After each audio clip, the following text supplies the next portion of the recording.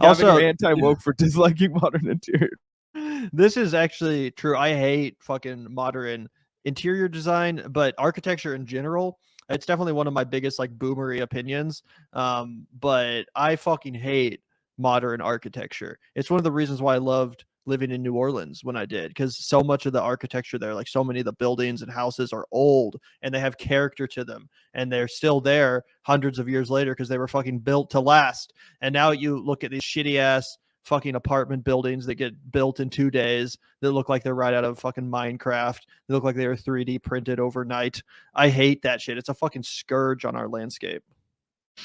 Boomer. No, I'm kidding. Obviously, I don't think anybody likes them. I think they've just realized that that's the cheapest way to mass produce apartments, and they don't really give a fuck about anything else. They just know that the bottom line is if they buy the real estate, people will come because people want to be downtown, and they will sacrifice anything else. And yeah.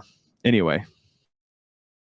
Yeah, absolutely. But some people do like that shit. The more like sleek, like corporate looking buildings. Like some people really do That's prefer because they've that. been lied to their whole life that that's what the future was supposed to look like, and now it's just a shithole apartment that they charge you too much money for, and it has like a fucking plastic stove and all the kind of other shit that oh, that's luxury living. No, it's what they all got together at their little corporate landlord meeting, you know, and they're like, oh yeah, it's really great eating from the trough of all the fucking workers, you know, whatever. Then they were like, hey, what if we just all decided to do a massive lapse in quality, but we're going to call it luxury living because I don't know, we'll put like valet parking out front or something, and then we can charge people $2,000 for a small apartment, even though you're in a middling city. That's no reason to overcharge people for that, and that'll be great. And then we're actually just going to build them everywhere, and we're going to drown out the natural beauty of whatever made that part of the country unique in the first place. It'll be great. It'll all look like Denver when we're done. And I don't know if you guys have ever been to Denver, but there's like nothing left of like fucking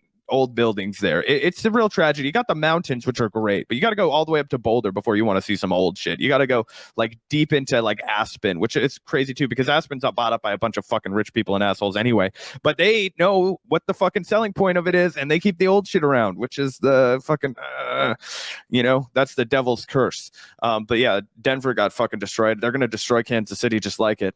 You know, anyway. Yeah, the outskirts of Denver specifically are just like everywhere you look, there's those shitty apartment buildings that, like I said, they look like they're fucking Minecraft buildings or something. Another good example that a lot of people have pointed out is like the architecture of like fast food restaurants. Like, you know how like Pizza Huts used to look unique and like McDonald's had their own fucking like style of architecture. And now everything looks like this.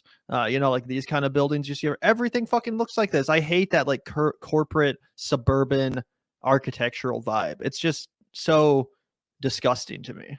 At least you can look out this window and it pretend that it's still 1920 outside, you know, architecturally here in this one part of town where I've uniquely decided to stay for the last, you know, death rattle before the corporate overlay. This whole area just got bought up by New York hedge funds within the last like 12 months. The bulldozers are coming, right? There's construction around us all the time. They're tearing shit down constantly, building new apartments and shit. So anyway, unfortunately, it's going to be the end of an era, and it's coming to your town too, wherever you live. But on that note, speaking of in our lifetimes, they're just not good enough to do anything. 100%. Yeah, 100%. Anyway, shout out to you, Kevin, also for the 199. It's because in the past they wanted to impress God, talking about the architecture thing and how modern day architecture sucks. That's part of the reason why, if you go back in time, you know, look at some of the great works of architecture, churches, cathedrals, all that kind of stuff. That is true.